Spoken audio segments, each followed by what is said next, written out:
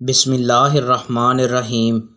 عورتوں نے رسول اللہ صلی اللہ علیہ وآلہ وسلم سے کہا کہ آپ صلی اللہ علیہ وآلہ وسلم سے فائدہ اٹھانے میں مرد ہم سے آگے بڑھ گئے ہیں، اس لیے آپ اپنی طرف سے ہمارے لیے کوئی دن خاص فرما دیں۔ تو آپ صلی اللہ علیہ وآلہ وسلم نے ان سے ایک دن کا وعدہ فرما لیا۔ اس دن عورتوں سے آپ نے ملاقات کی اور انہیں وعظ فرمایا اور مناسب احکام سنائے۔ جو کچھ آپ صلی اللہ علیہ وآلہ وسلم نے ان سے فرمایا تھا اس میں یہ بات بھی تھی کہ جو کوئی عورت تم سے اپنے 3 لڑکے آگے بھیج دے گی تو وہ اس کے لیے دوزخ سے پناہ بن جائیں گے۔ اس پر ایک عورت نے کہا اگر 2 بچے بھیج دے؟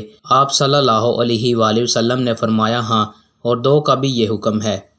آپ صلی اللہ علیہ وآلہ وسلم فرماتے تھے کہ اللہ علم کو اس طرح نہیں اٹھا لے گا کہ اس کو بندوں سے چھین لے، بلکہ وہ پختہ کار علماء کو موت دے کر علم کو اٹھائے گا، حتیٰ کہ جب کوئی عالم باقی نہیں رہے گا تو لوگ جاہلوں کو سردار بنا لیں گے، ان سے سوالات کیے جائیں گے اور وہ بغیر علم کے جواب دیں گے، اس لیے خود بھی گمراہ ہوں گے اور لوگوں کو بھی گمراہ کریں گے۔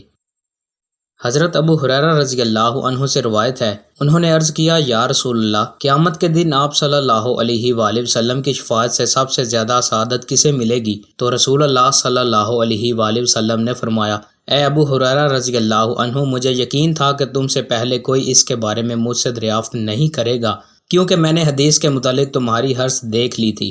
سنو، قیامت میں سب سے زیادہ فیض یاب میری شفاعت سے وہ شخص ہوگا جو سچے دل سے یا سچے جی سے لا الہ الا اللہ کہے گا۔